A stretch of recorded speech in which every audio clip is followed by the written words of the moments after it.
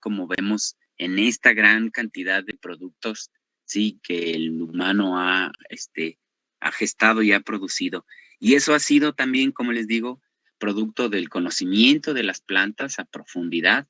Esto que ven ustedes aquí en la parte superior izquierda es el famoso teocintle o el maíz, sí, lo que es el maíz antiguo. Vean, ni siquiera tiene una mazorca, son las semillas imbricadas una encima de la otra, ¿sí? Y este maíz, como uno de los principales fuentes de alimento, hoy día lo conocemos de esta forma, ¿no?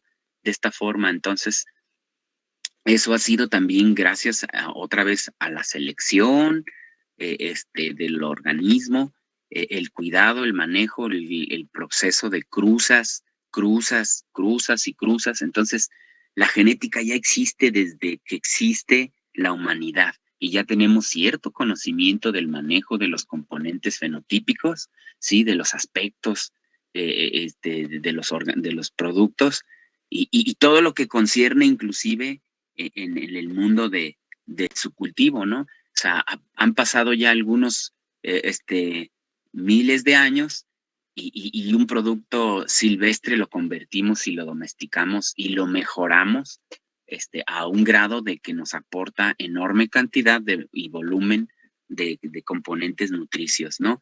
Y también sabemos mucho sobre el mismo manejo y la protección de las plantas, ¿sí? Y que esto hoy día, evidentemente, muchachos, pues existen un montón de herramientas en el campo de la biotecnología, y es toda una estructura científica que ayuda a manejar el alimento en las sociedades, ¿sí? Y sabemos que hay empresas que se dedican a producir diferente tipo de alimentos y muchos de ellos ya tienen desde hace mucho tiempo procesos de ingeniería genética, ¿sí? Desde que comenzó la sociedad con la selección y cruza para la obtención de cada vez mejores especímenes hasta desarrollarlos en un tamaño más grande, con más volumen y con mayor nivel de aprovechamiento de sus nutrientes, pues han pasado ya de ahí muchísimo tiempo, pero siempre utilizando los mismos principios, en el caso de los conceptos hereditarios, pues en cuanto al manejo de los alimentos.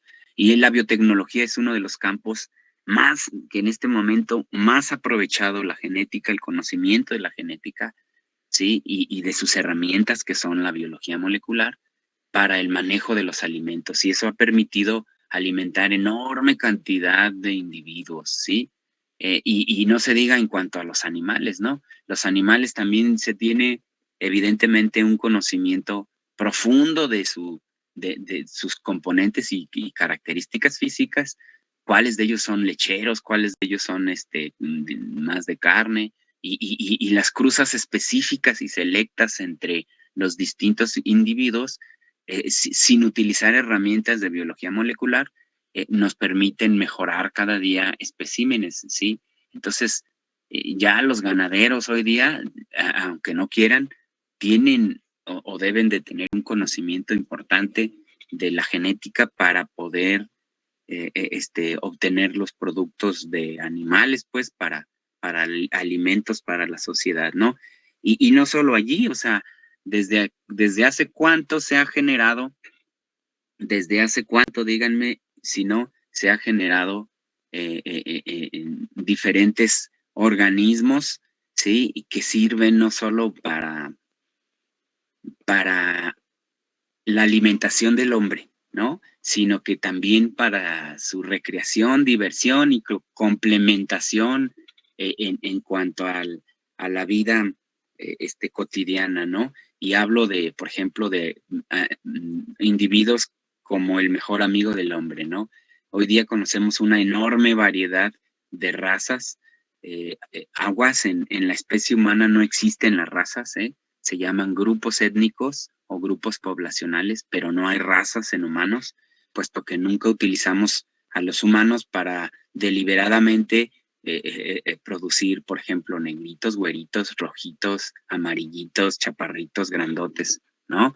O sea, es no así en el caso de animales como los perros, que sí voluntariamente buscamos alguna de las condiciones físicas de cada uno para cruzar y cruzar y hacer cruzas, selección y tener organismos de características que hoy día muchas se utilizan para muchos otros aspectos, ¿no?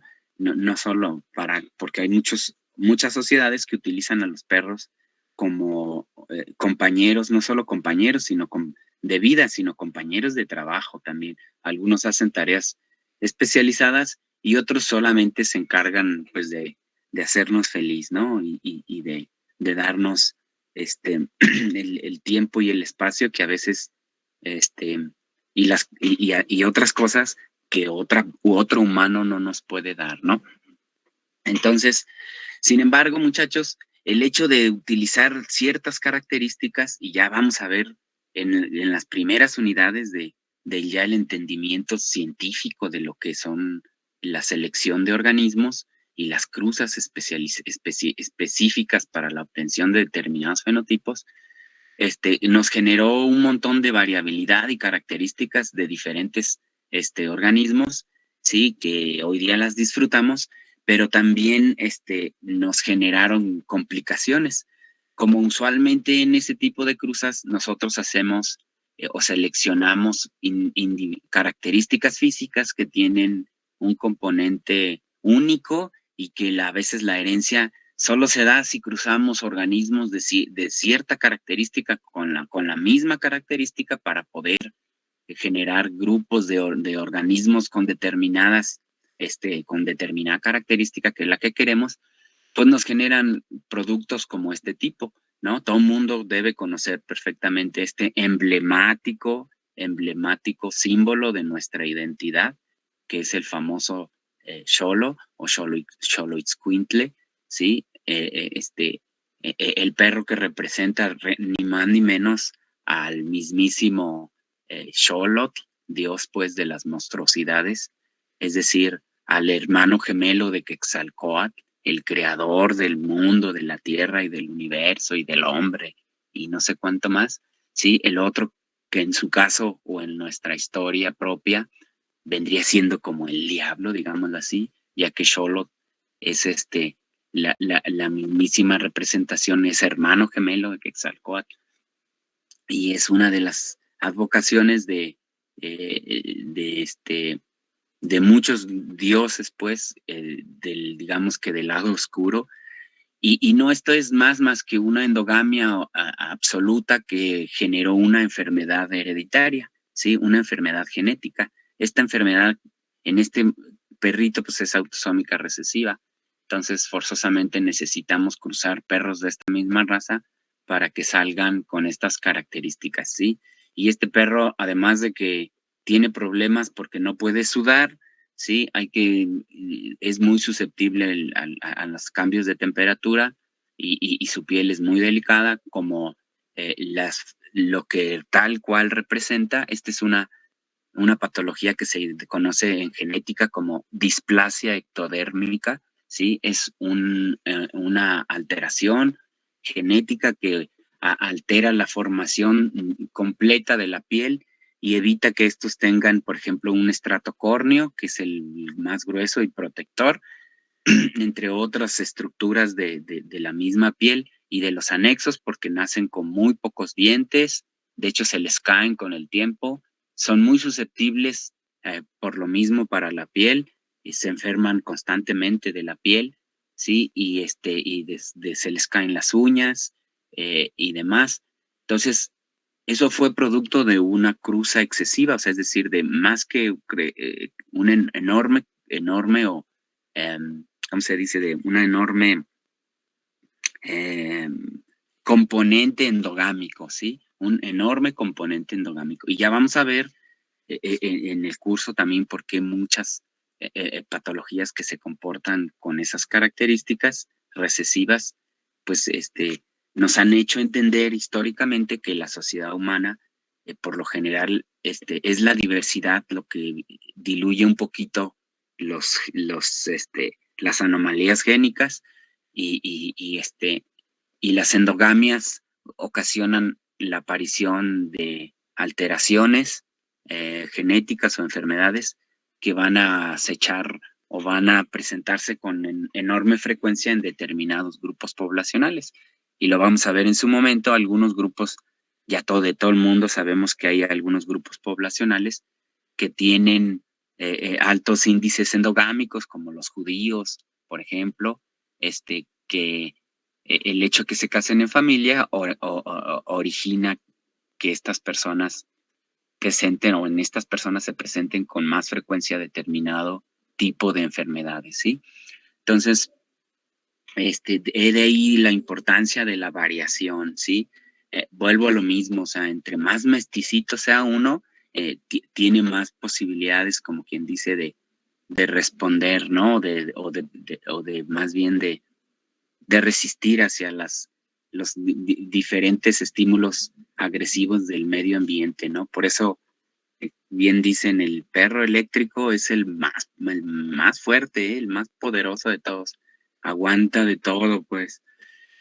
Y bueno, ya vamos a ver, pues, que esas características que usualmente las veíamos en las sociedades, desde el origen, pues, de estas, no se conocían a profundidad, no había un entendimiento, no había sociedad que hubiese explicado de manera detallada el porqué de dichas características propias de cada animal y de cada organismo, y nadie había explicado con detalle, pues, el por qué se heredaban las características físicas de una generación a otra. Todos sabíamos que todos sabían y todos sabíamos y hemos sabido desde los egipcios que pues el hijo hereda las características del papá y de la mamá, ¿no? En diferentes proporciones, pero nunca lo habían explicado de forma detallada hasta que grandes obras fueron las que determinaron de manera abrupta sobre el conocimiento de muchas de esas características. Y lo vamos a tocar en algunas unidades, por ejemplo, en el trabajo que significó, por ejemplo, el de este par de hombres. ¿Ah? ¿Alguien sabe quién es? Bueno, si uno es ahí está en el libro, ¿no? Sí saben quiénes son, ¿verdad? ¿Quién? Uno es Charles y el otro Darwin y Wallace, ¿verdad? Wallace. Los evolucionistas, estos dos fueron trascendentes para que Darwin pudiera escribir su famosa obra del origen de las especies, ¿no? Que estoy seguro que ¿alguien de ustedes ya leyó esta obra?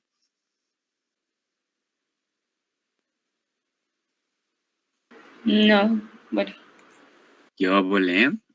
Dice que es de las obras trascendentales en el conocimiento de la humanidad, sobre todo en el ámbito biológico, ¿sí? Y la verdad, todo lo sabemos y lo conocemos, pero son muy poquitos los que hoy día se aventuran a leer una obra de este tipo, ¿no? Es una obra larga, compleja, de más de 600 páginas.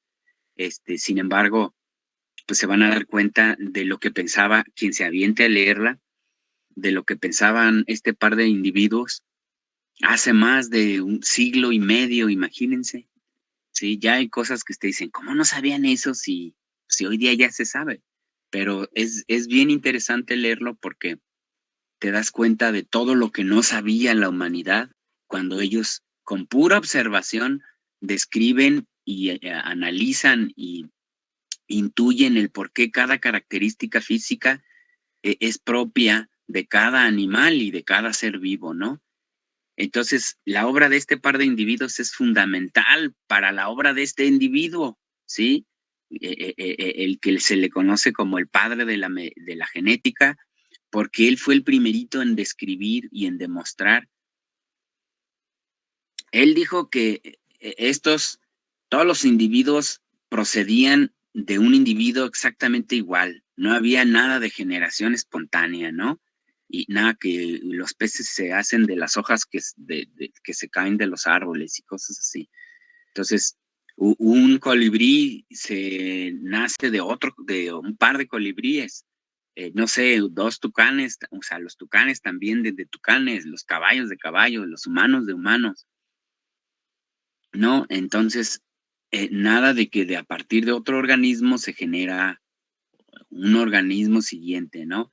Entonces, evidentemente, pues, él desconocía del trabajo de Mendel, desconoció el trabajo, no sabemos si muchos creen que ni siquiera leyó el trabajo que escribió, puesto que sí tuvo una distribución muy importante de su obra en toda la sociedad o la humanidad, y de Mendel no tanto, a pesar de que publicó su obra, no cualquiera, creo yo, entendió lo que Mendel trataba de decir, ¿sí? Y él ya explicó un poquito más esto, el por qué los organismos son tal y cual así, y por qué se hereda uno y otro de generaciones sucesivas, pero con una variabilidad importante de sus características, ¿sí?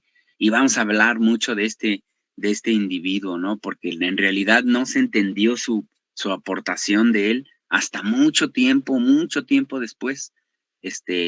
La gente empezó a entender lo que él trató de decir. Y obvio, el trabajo de ese par de individuos o de estos individuos llegó en cierto punto hasta la culminación del entendimiento de todos los factores hereditarios, ¿no? De a qué se referían con todo eso y el por qué somos y hemos evolucionado tal y cual somos, ¿no? Y eso llegó hasta este par de individuos que,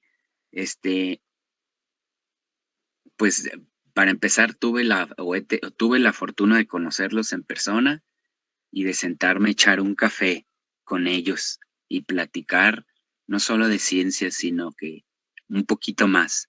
Entonces, este par de individuos, señores, fueron los que describieron el cómo estaba constituida esta molécula, ¿sí? Y cómo esta molécula aporta todas las instrucciones de cómo es y va a ser un individuo, ¿sí? Y de acuerdo a su estructura y constitución genética, pues esto nos puede decir o nos puede inclusive hablar no solo de cómo se regula, de cómo se estructura, de cómo se modula cada una de todas sus funciones, sino también a qué puede ser susceptible a enfermarse y si hay un estímulo en particular, cómo puede reaccionar, etcétera, etcétera, ¿no?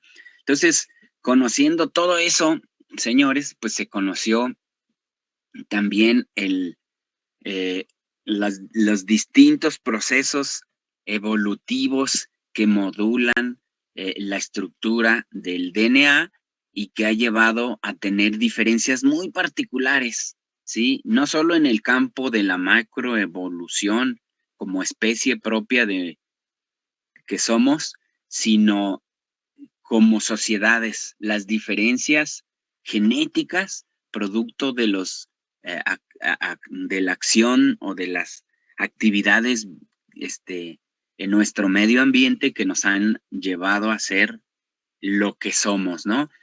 Y obvio, eso lo podemos estudiar o una de las otras de las aplicaciones grandes de la genética es estudiar hasta la historia, fíjense, desde el origen del hombre, ¿no?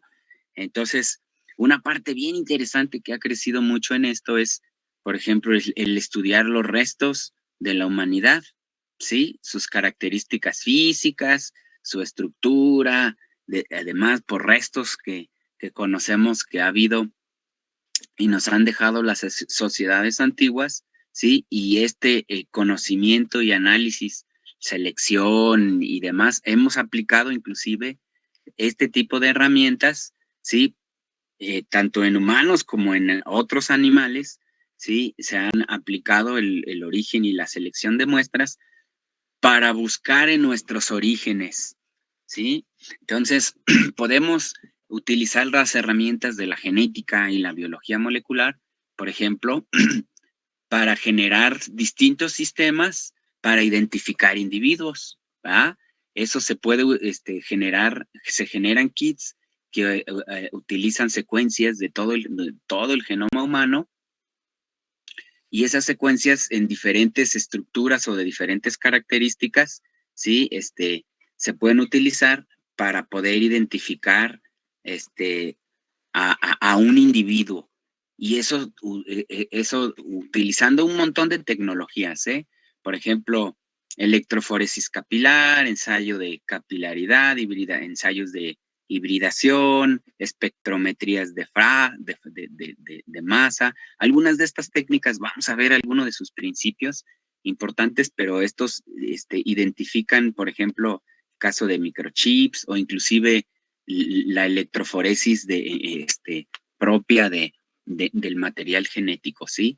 Nos permite generar hibridación con secuencias que tienen fluorocromos y nos permiten bajo diferentes tipos de aparatos diferenciar gran cantidad de secuencias como estas que vimos acá atrás, ¿no? Todas estas para la identificación, por ejemplo, de individuos. En el ámbito, evidentemente, forense, ¿sí?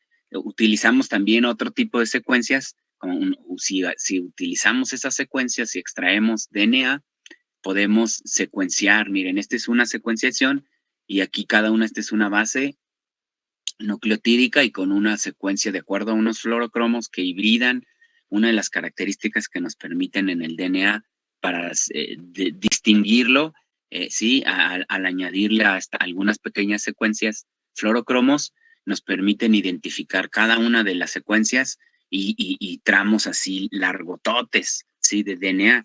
¿Para qué? Pues ya dijimos, nos puede servir para identificar individuos, para buscar aspectos evolutivos de la misma sociedad, por ejemplo, equipararlos con diferentes tipos de otros organismos y analizar el aspecto evolutivo, ¿sí? Y eso se puede aplicar en muchísimas secuencias a través, ¿sí? Del genoma. Hacemos comparativos de diferentes marcadores moleculares, ¿sí? Y a muchos de estos se diseñan sondas, como es el caso de la electroforesis capilar en este caso, ¿sí? Y cada un pedacito de secuencias de DNA tiene un fluorocromo que se puede identificar cuando la maquinita esta le pasa un láser, ¿sí? Un láser, y cada fluorocromo al hibridar, dependiendo de la estructura química con la cual genera especificidad, puede hibridar a diferente tipo de secuencia que es específica para determinado tipo de esta, en el caso de identificar las bases pues nucleotídicas, y ya nos permiten definir la variabilidad de alelos, ¿verdad? Entonces, esto, como ya les decía, esta es una prueba de identificación humana y se puede utilizar en el ámbito forense, desde el origen o generar identificación de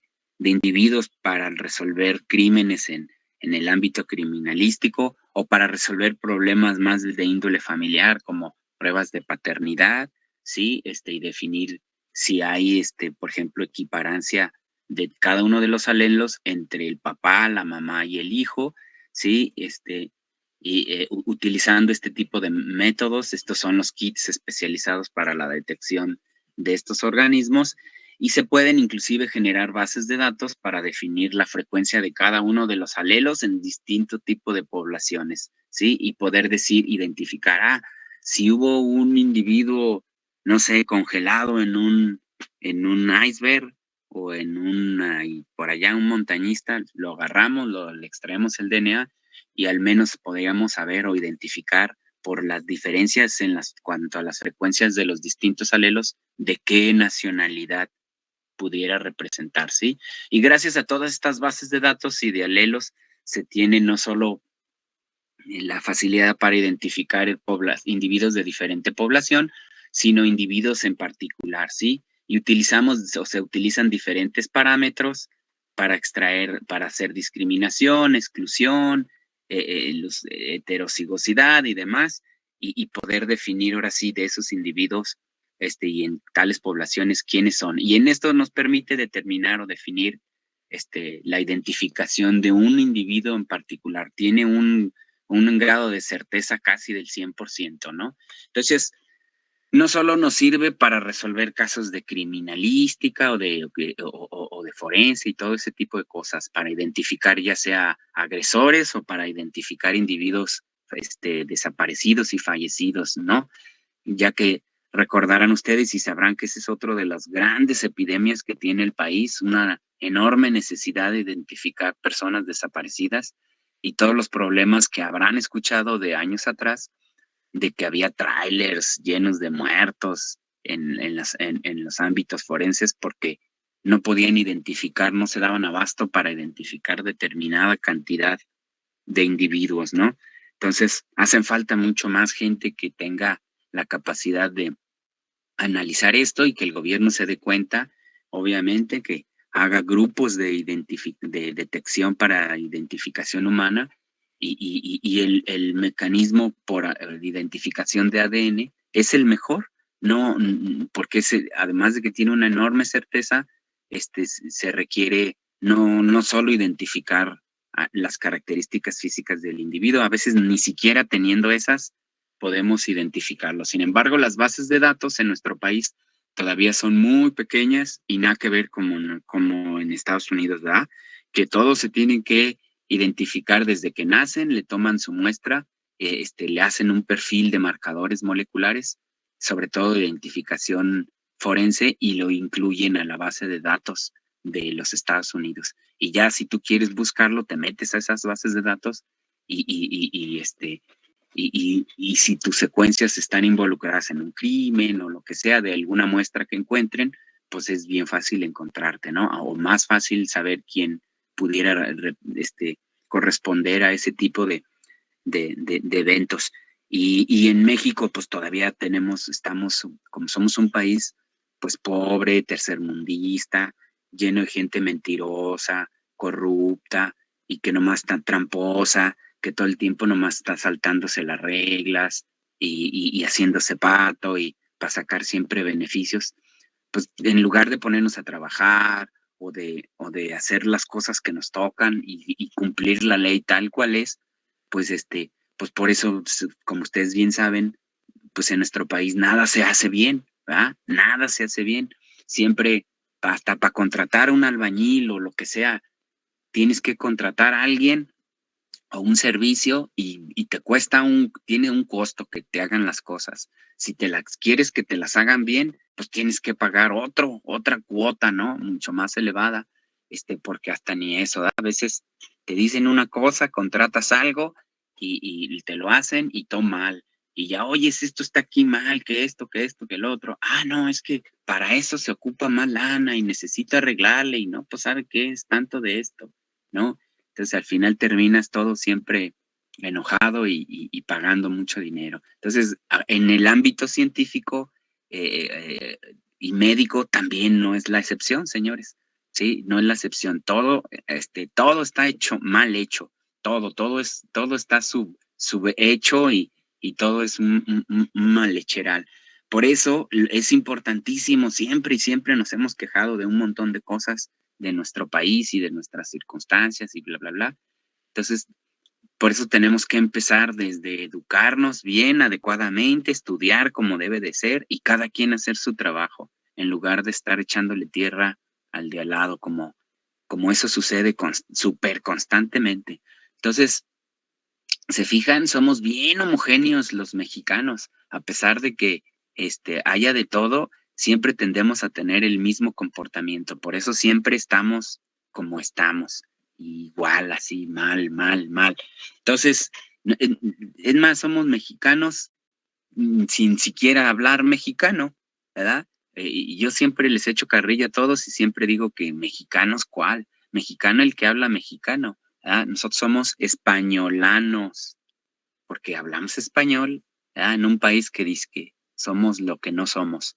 Desde ahí siempre hay así como que puras apariencias, ¿no? Entonces, para que ya saben cuál es su papel aquí, señores, y qué es lo que tienen que hacer, ¿sí? Si es que realmente, quieren hacer bien las cosas y se quejan de que todo mundo hace mal las cosas. Pues hay que empezar poniendo el ejemplo, ¿sí? Entonces, las palabras convencen, ¿eh? Pero el ejemplo arrastra. Espero darles ese ejemplo, ¿ya? Para que se den cuenta que así tenemos que hacerle nosotros. Por eso estamos en la universidad y por eso estamos tratando de mejorar al máximo. Y si realmente queremos hacerlo, pues tenemos que empezar nosotros, desde uno mismo, dando el ejemplo y enseñando a los que se puedan, que están a nuestro alrededor, ¿sí? Y no solo con palabras, sino sobre todo con hechos. Y espero a ustedes no se les pegue lo que a todo mundo se les pega, como es normal en este país, ¿verdad? La enseñanza de la trampa, de la corrupción, del saltarse las reglas, ¿ah? Porque algo de eso hubo el semestre pasado, ¿eh? Me encontré a muchos de sus compañeros tramposines, aferrados pues a la calificación. Están obsesionados por llenar sus papeletas de cienes, ¿ah? Y luego ya les cae un paciente con una gripa y ni eso saben prescribir, ¿no? Terminan dándole antibiótico, ¿ah? a una enfermedad viral.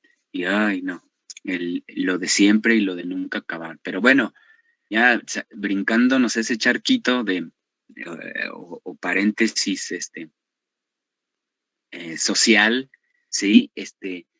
Entonces, el estudio del DNA nos ha servido, señores, también para estudiar la humanidad desde diferentes puntos, ¿sí? Las sociedades, de acuerdo a muchos de sus componentes genéticos, y nos han permitido, fíjense, saber tanto el origen de la humanidad, ¿sí? Como su dispersión y distribución en todo el planeta, ¿sí? Entonces, eso también ha aportado enorme cantidad a la historia. Fíjense, ¿eh? Cómo es que la misma biología o el mismo estudio, la misma genética ha aportado a la historia de la humanidad.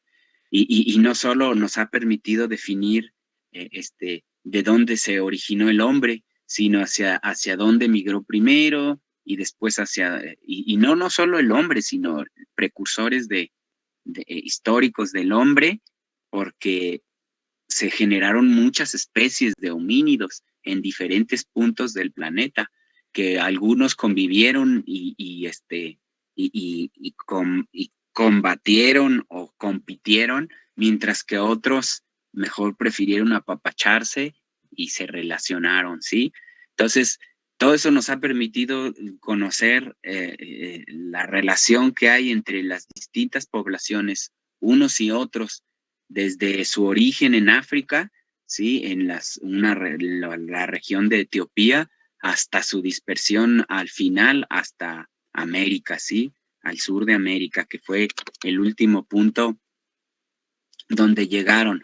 El humano viviendo, ¿no? Porque en realidad el último punto donde el humano llegó fue a la Antártida, ¿no? Y ya viven ahí, ¿no? Ya hay una ciudad y hay una colonia afortunadamente todavía son puro científico, ¿no? Esperemos y que todavía no, porque si luego va a empezar el basural, la contaminación y la destrucción. Entonces, el conocer diferentes conceptos o diferentes cantidades o estructuras del mismo genoma humano, señores, para conocernos desde